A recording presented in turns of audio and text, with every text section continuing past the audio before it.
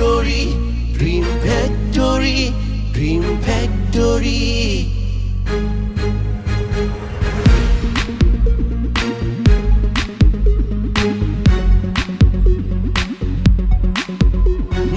এখানে আছে স্বপ্ন, দুঃখ, বেদনা সবই।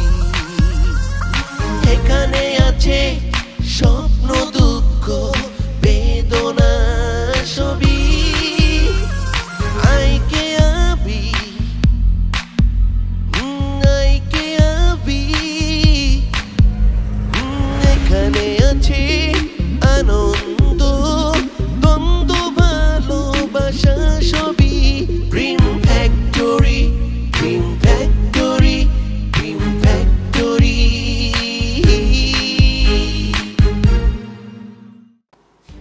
মানে তুমি স্বীকার করছো যে লেখাটা তোমার, মানে বিচার মানি, কিন্তু তাল গাছটা আমার। আমাদের মেয়েটা তো জন্মসূত্রে দুর্ভাগ্যের শিকার, ওকে আর জটিলতায় ফেলো না, বরং তোমার সামনে একটা সুন্দর ভবিষ্যৎ, বিয়ে শাদী করে সেটেল হও। আমার কথা বাদ দাও, বিয়ের বয়স বা ইচ্ছে কোনোটাই আমার এখন আর নেই। তোমাকে একটা সাজেশন দেই। ভাই পরে বলি, এখন যদি রান্না বান্না না করি তাহলে কিন্তু খাবার খেতে খেতে রাত 1টা বাজবে। আচ্ছা পরে বলিস। কাশেম, কাল মডেল আসবে তো? এরপর আমি হাই স্কুলে ভর্তি হলাম, আর মাইজউদ্দিন মাঠে কৃষিকাজ শুরু করে দিল। আমাদের দুজনের পথ দুই দিকে হলেও আমাদের বন্ধুত্ব কিন্তু অটুট ছিল। আমাদের ক্লাসে এত বন্ধু থাকার পরও আমি কিন্তু মাইজউদ্দিনকে খুব মিস করতাম। তাই স্কুল ছুটি হওয়ার সাথে সাথে আমি মাইজউদ্দিনের কাছ থেকে চলে আসতাম। তখন মাইজউদ্দিন আমাকে নিয়ে তার বাসায় আসতেন। মাইজউদ্দিনের মা আমাকে মাতৃস্নেহ দিয়ে বড় করতেন, ভালোবাসতেন। মাইজউদ্দিনের মাকে পেলে আমি আমার মায়ের অভাব ভুলে যেতাম। তারপর আমার তখন 13 কি 14 বছর বয়স। তোমার ফুপির বিয়ে হয়ে যায়, আর আমিও একদম একা হয়ে যাই। বাবা মানে তোমার দাদা আমাদের কথা ভেবে তিনি আর বিয়ে করলেন না, কিন্তু সংসার ধর্ম থেকে তার মন উঠে গেল। উনি প্রায় প্রথমে 10-12 দিন, তারপরে দীর্ঘ হতে হতে প্রায় 1 মাস আমাদের কাছ থেকে হারিয়েছিলেন। মাকে তো অনেক আগে হারিয়েছিলাম আমি, কিন্তু বাবা থাকতেও আমি বাবা হারা হয়েছিলাম। তারপর তোমার ফুপি যখন বিয়ে হয়ে যায়, সবাই বাবাকে মানে তোমার দাদাকে চাপাচাপি করলেন আবার বিয়ে করার জন্য, কিন্তু উনি তো বিয়ে করলেন না। তখন আমার মামা একদিন হুট করে বাসায় এসে আমার ঘরের মধ্যে তালা দিয়ে আমাকে নিয়ে চলে যায়, আর সেটাই ছিল আমার জীবনের জন্য সবচেয়ে বড় ক্ষতি। কেন আব্বু? উনি তো তোমার মামা ছিলেন। ছিলেন। মা বাড়িতে যাওয়ার পর আমি অনেকগুলো জিনিস হারিয়ে ফেলেছি। আমার বাবা মাকে তো হারিয়েছি, আমার শৈশবের বন্ধু মাইজউদ্দিনকে হারিয়েছি, আর যাকে আমি দ্বিতীয়বার মা বলে ডাকতাম সেই মানুষটাকে হারিয়ে ফেলি। বুকের মধ্যে একটা শূন্যতা বাস করে। যদি আমার বাবা দ্বিতীয় বিয়ে করতেন তাহলে হয়তো সৎ মায়ের জ্বালা যন্ত্রণা আমাকে সহ্য করতে হতো, কিন্তু আমি তো আমার বাবাকে কাছে বাবাকে বাবা বলে ডাকতে পারতাম। এই বুকের মধ্যে শূন্যতা বাস করতো না বাবা। আমি চাইনি আমার জীবনে যে দুঃখ কষ্টগুলো এসেছে সেগুলো তোমার জীবনে আসুক। বাবা, তুমি যেমন তোমার মাকে মিস করো, ঠিক তেমনি আমিও আমার মাকে মিস করি। তোমার যেমন মায়ের জন্য কষ্ট হয়, আমার খুব কষ্ট হয়।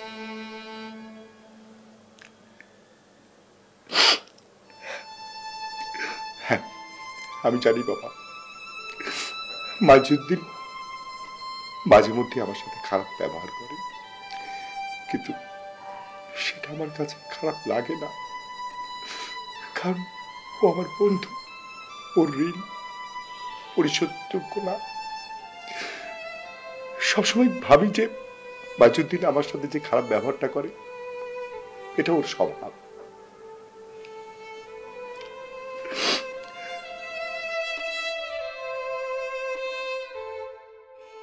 আই এম সরি আব্বু। না রে বাবা, সরি কিছু না।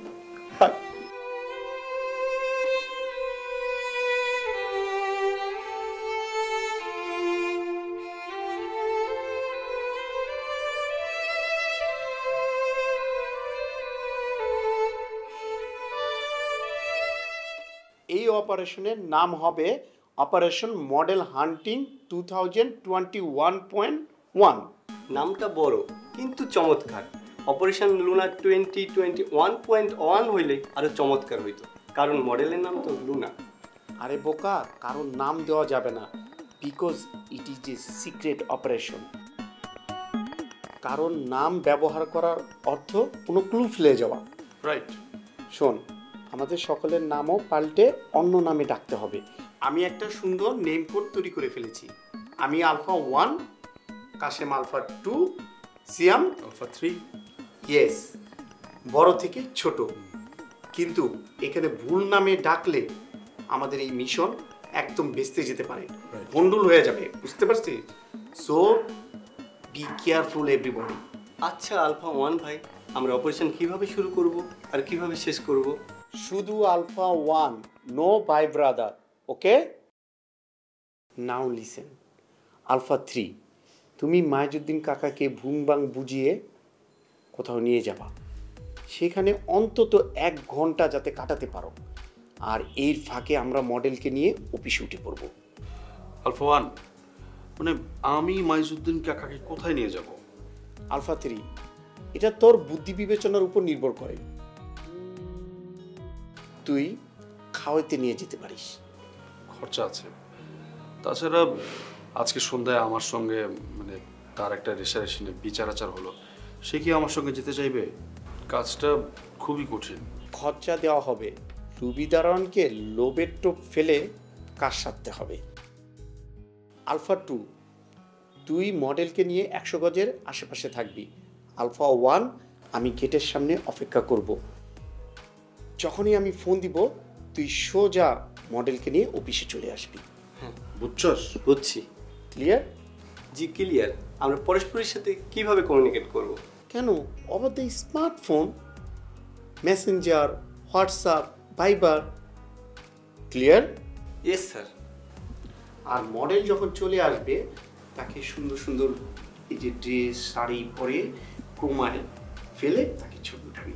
আর সিয়াম, এই সব ছবিগুলোই তুই শর্ট, মানে মিড শর্ট, টপ শর্ট আর লং শর্ট এইভাবে করে নিবি। সমস্যা না, আমি গুগল থেকে সার্চ করে মডেলদের ছবি দেখে দেখে ওইগুলো ছবি তুলব। ঠিক আছে। আর এই যাতে বুঝতে পারছিস তো ক্যাটালগে দিব।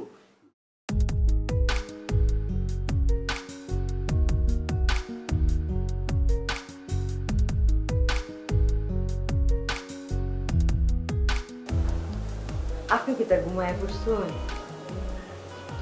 একটু পানি দিবেন, খাইবেন? না, পানি খাবো না, শুয়ে পড়বো। কালকে আবার কোর্টে একটা গুরুত্বপূর্ণ মামলা শুনানি আছে। আপনার একটা কথা কইতাম, যদি কিছু তা না মনে হবে। নির্ভয়ে বলো, আমি তোমার কথা শুনতে চাই। আমি দূরে খাড়িয়ে আপনার আর হিমেলের আলাপ শুনছি। আপনার কি তা মনে হয় যে আমি হিমেলের জ্বালাতন করি? হেতেরে ঠিক মতো খাইবার দিই না, ফিনবার দিই না, হেতের লগে মিশবার চাই না। আপনি আমার এরম ভাবুন? কই, এমন কোনো কিছু তো আমার চোখে পড়ে নাই, আর হিমেলও আমাকে কোনো কিছু বলে নাই। আচ্ছা, তুমি একটা কথা বলবা, তোমার মনের মধ্যে হঠাৎ করে এই ধরনের প্রশ্ন উদয় হলো কেন? আপনার ছোটবেলার কথা হই না, আমি মনটার মধ্যে বড় কষ্ট পেয়েছি। জানুন, আমি হিমেলরে অনেক পছন্দ করি, হেতে লোক আমি অনেক মিশবার চাই, কিন্তু হে তেমন আমার পছন্দ করে না। আমি কত চেষ্টা করি হেতে যাতে আমার মা হিসেবে মাইনা নি। কিন্তু আমি যদি এন্দা যাই তাহলে হেন্দা জায়গা। আচ্ছা থাক, আপনি আমার কিছুটা মনে হরুন না যে আসলে কি হেতে তো আমার দেখবারই পারে না, হেলিকে মনের কষ্টতে আপনার কথাগুলো কয়েছি। না না না, দেখো আস্তে আস্তে সব কিছু ঠিক হয়ে যাবে। মানুষ পরিবর্তনশীল, ধৈর্যকারীকে আল্লাহ পছন্দ করে। ধৈর্য ফল মিষ্টি হয়। ধৈর্য ধারণ করো, দেখবে সব কিছু ঠিক হয়ে যাবে। আর একটা কথা, আম্মা প্রত্যেক দিনই ফোন করে আর কয় আমার দেখবার লাগে বলে আমার মনটা কিরম উতাল ফাতাল করতেছে। তুমি কি বাড়ি যেতে চাচ্ছ? 1-2 দিনের লাগে যাইবার চাই। বুঝছি আপনার অনেক কষ্ট হইব, কিন্তু আমার মনটাও আমার দেখবার লাগে অনেক কান্দে। বাড়ি যেতে চাইলে যাবা, এতে তো বাধা দেওয়ার কোনো কারণ নেই। কবে যেতে চাচ্ছ ডেটটা ফাইনাল করো, আমি তোমার সব ব্যবস্থা করে দেবো। আর 1-2 দিনের জন্য কেন যাবা? যেহেতু এতদিন পর বাড়িতে যাচ্ছ, একটু বেশি দিন থাকবা, কোনো সমস্যা নেই তো। না না, আমি গেলে গা আপনাকে খাওয়া দাওয়া কষ্ট হইতো না। লতা, তুমি এই সংসারে আসার আগে কি আমরা না খেয়ে থাকতাম? তুমি কোনো টেনশন করো না, আমি একটা ব্যবস্থা করে নিব। আপনি তো আজকে 1 কিলো পানও খাইলেন না। পান খাইবেন একটা, মিষ্টি জর্দা দিবাম। পান দিতে যাচ্ছ? দাও।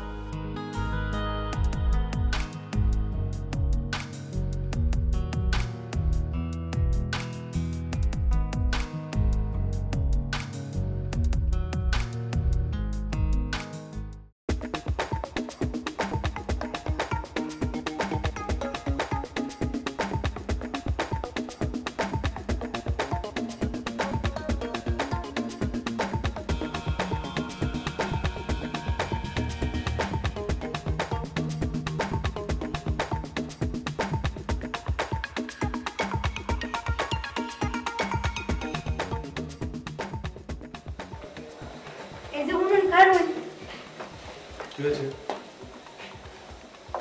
আপনি তো আপনার কিনগুলের টুকু পরনের কোট নিছেন না।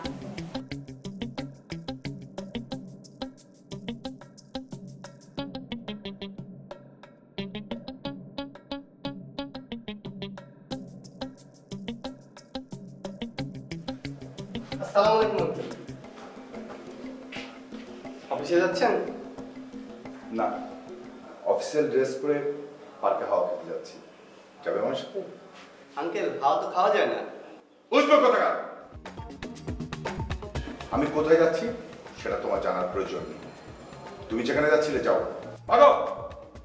জাস্ট ফর্মালিটি আঙ্কেল, দেখা হলে একটু জিজ্ঞাসা করতে হয়, এই আর কি। যাও। ছাগল কোথাকার।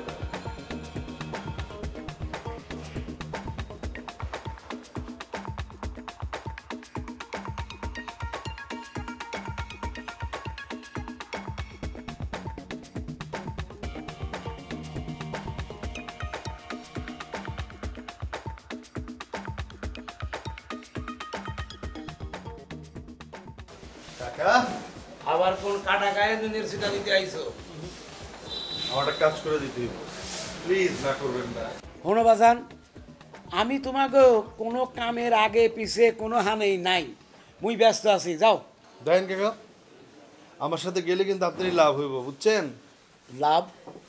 কি এর লাভ? হ্যাঁ, আবার কোন ফন্দি ফিকির আটছো? হ্যাঁ, তোমার আমি ভালো করেই চিনি। শোনো, তুমি হলে গিয়ে মাইসা বিড়াল, চুপচাপ থাকো। শোনো মাইসা বিড়াল, ওই যে মাইসা বিড়াল যেমন বড় বড় মাছ খায়, তুমি হলে গিয়ে হেইডা। ওই হারুনে বিচার করতে বইছে, হ্যারেও তুমি পোক দিয়া তারে পড়ায় ফেলাইছো। আপনি কি সব উল্টাপাল্টা কথাবার্তা বলতেছেন? আমি আপনার না ফোন দেখতে যাবো কি লেগা? কি যে কর না। আসলে ঘটনাটা হয়েছে কি, আমি একটা সিম কার্ড কিনছিলাম, তো সেই সিম কার্ডের মধ্যে একটা লটারির অফার আছিল। সেই লটারিটা নাকি আমি পাইছি, উপহার হিসাবে একটা লুঙ্গি, একটা স্যান্ডো গেঞ্জি, একটা কলম পাইছি। তা আমি তো মনে করেন যে লুঙ্গি স্যান্ডো গেঞ্জি পরি, কিন্তু লুঙ্গি তো পরি না। চিন্তা করলাম যে সেই উপহারটা আপনাদের দিয়ে দিই, কি বলেন? ও মোর খোদা, এই লটারিতে লুঙ্গি, স্যান্ডো গেঞ্জি, কলম এইটা পায়, এটা তো মোর বাপের জন্মেও হুনি নাই। আর ও মনু, তোমার লটারির এই লুঙ্গি গেঞ্জি মোরে দিবা কা? না মানে ওই আপনারা বললাম না যে এগুলি তো আমি পড়ি না। আর হাবিব ভাই কইলো যে আপনাদের দিয়ে দিতে, কারণ আপনি আমাদের জান মালের খেয়াল রাখেন, আপনি কত পরিশ্রম করেন, আমাদের নিয়ে কত ভাবেন, তা আমাদেরও তো একটা দায়িত্ব আছে আপনার প্রতি খেয়াল রাখা। আর হাবিব ভাই খুব ভালো মনের মানুষ, সে আপনাদের খুব ভালোবাসে, এই জন্য কইছে আপনাদের দিয়ে দিতে। ও হাবিব স্যারে বললে ঠিক আছে, হ্যাঁ খুব ভালো মানুষ, কিন্তু মনু তোমার আমি বিশ্বাস করি না, তুমি লোকটা মোটেও ভালো না। বিশ্বাস না? ঠিক আছে, আপনি যখন আমার কথা বিশ্বাসই করতেছেন না, আমার যে লটারির জন্য যে ম্যাডাম ফোন করছে না, সেই ম্যাডামের লোক আপনি আমি কথা বলে দিতেছি, তাইলে তো বিশ্বাস করবেন নাকি? কারণ একটা মিনিট, কোনো সময় আমার বিশ্বাস করলেন না, কি যে ক্ষতি করলাম আপনার। হ্যালো সিয়াম, তুই দারোয়ান বেটাকে এখনো বের করতে পারিসনি? ম্যাডাম, আমার কাকার সাথে একটু কথা বলেন। আমার কাকারা বিশ্বাসই করতেছে না, বুঝছেন? আমি যে সিম কার্ড কিনা লটারিতে লুঙ্গি গেঞ্জি তারপর একটা কলম গিফট পাইছি, সে বিশ্বাসই করে না। আপনি একটু কাকারে বুঝায় বলেন তো। কাকা কথা বলেন। ম্যাডাম। হ্যালো ম্যাডাম, আসসালামু আলাইকুম। ওয়ালাইকুম আসসালাম মাজুদ্দিন কাকা, আপনি আসুন না, লুঙ্গিটা নিয়ে যান। লুঙ্গিটা আপনার খুব পছন্দ হবে, অনেক দামি। ম্যাডাম, ওই লুঙ্গিটা কি রোহিতপুরিয়ে না বিলাসপুরি? লুঙ্গিটা কি জানি না, কিন্তু খুব সুন্দর, আপনাকে দারুণ মানাবে মাজুদ্দিন কাকা। ও মোর খোদা, আপনি মোর নাম জানলেন কেমনে? ওই সিয়াম বলেছে আপনি খুব সুন্দর, আপনি খুব সুন্দর করে কথা বলেন, সো সুইট। না না, হ্যাঁ খুব ভালো ছেলে, তা আপনার মতো মিষ্টি না, ওই জিলাপির লেহান। ম্যাডাম, আপনার কথা শুনে খুব ভালো লাগতেছে, ছাড়তে মন চাইতেছে না। ওই সিয়াম স্যারের সাথে মুই আইতাছি, ওই লুঙ্গি খানা নিয়ে যাব। নটি কাকা? যে কিছু বললেন? নটি কাকা মানে দুষ্টু কাকা, ইংরেজিতে বলে নটি আঙ্কেল। তাইলে মুই আইলে আপনারা দেখতে পারবো তো? থাকতেও পারি, আবার নাও থাকতে পারি, তাড়াতাড়ি আসুন প্লিজ। ভালো থাকেন, শরীরটার প্রতি যত্ন নিয়েন। যে রাখি। কি এবার বিশ্বাস হয়েছে? শোনো, তুমি একটু বউ, আমি প্যান্ডার শার্টটা পরে লই। হ্যাঁ মোরে বাধ্য কা ম্যাডাম, আমি কি করছি? কি করেন নাই? ম্যাডাম যখন ফোন দিছিল তখন ম্যাডাম আপনি কি বলছেন ফোনের মধ্যে? যে আপনি খুব কোমল। আমি আপনার ছাত্র, কি যাতা বলছেন? আপনি আসলে কে, আর আমরা কিবা কেন এখানে নিয়ে আসলেন? ভয় পেও না, রাতে থেকে যেতে বলবো না। খালাম্মাকে দেখছি। বললাম না ভয় পেও না, মা বাসায় নেই। থাকার ইচ্ছে আছে নাকি? অনেক দুষ্ট হয়ে গেছো, শুনো বিয়ে শাদী করে ফেলো। কিন্তু আমার ছেলের তো আরেকটা মাস্টার আছে, উনি আবার অঙ্ক আর ইংরেজি পড়া। এখানে আছে স্বপ্ন দুঃখ বেদনা সবই।